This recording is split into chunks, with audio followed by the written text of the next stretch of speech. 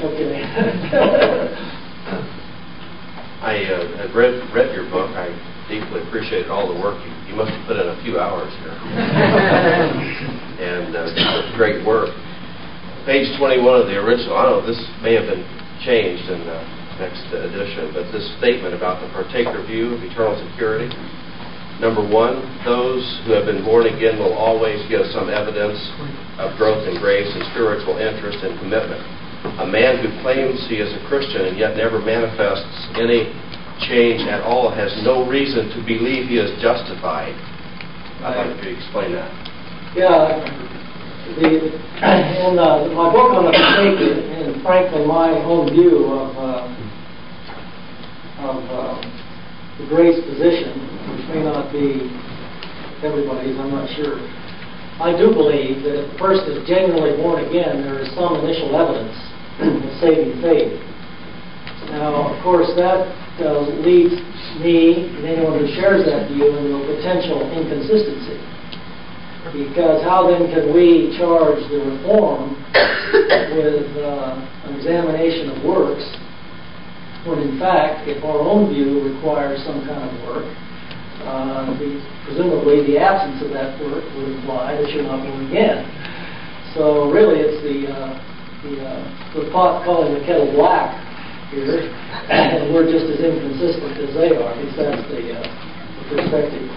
Let me bail out on you here because I'm going to deal with that tomorrow in my discussion of the grace view. I wanted to try to address that more directly. But thanks for bringing that up. The guy is really relevant.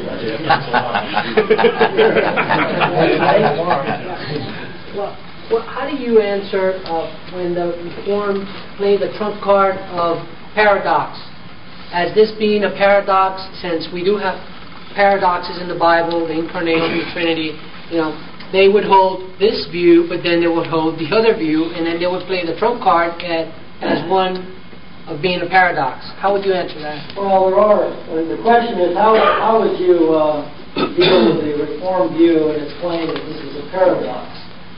A paradox, I assume that you're referring to something like, on the one hand, salvation comes to us freely through faith, which is, by anyone's definition, the opposite of works. Yet at the same time, we must pledge to God our allegiance to a life of works. MacArthur, in his book, for example, calls it a paradox.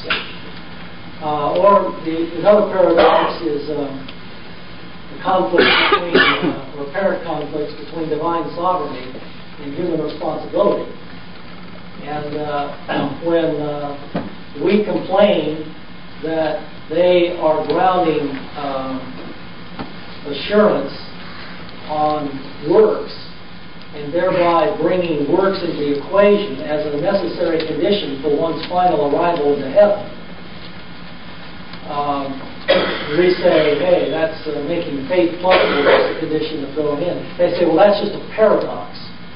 And the answer is that it's the inscrutable relationship between divine sovereignty and human responsibility.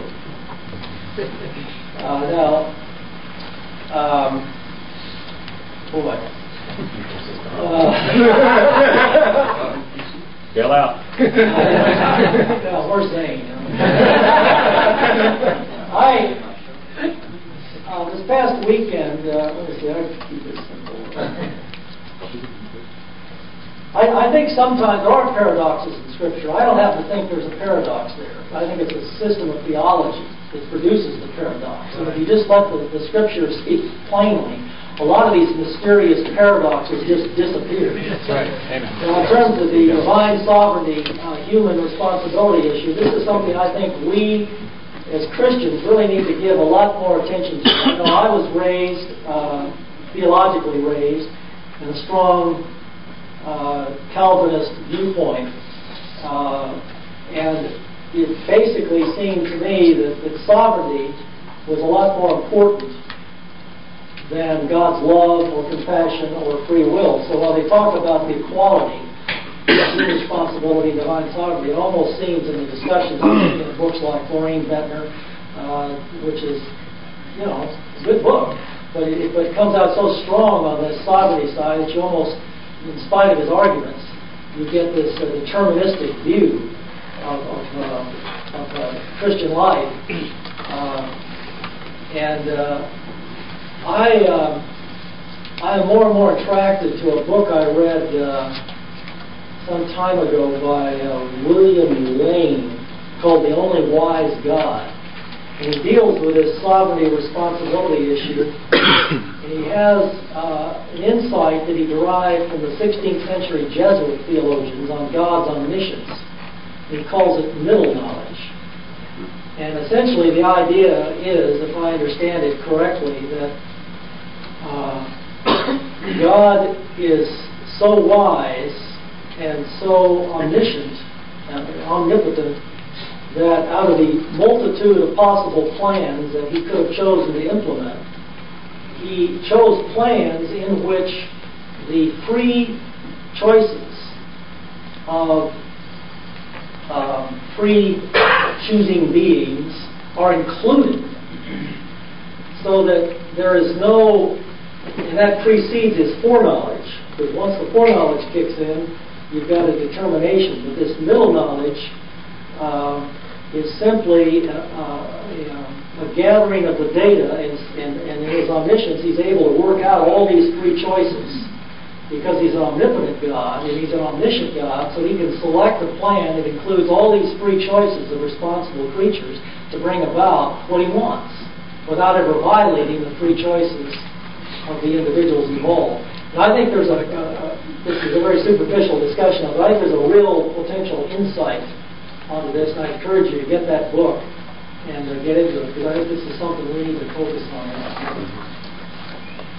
Okay, we're out of time. Thanks so much.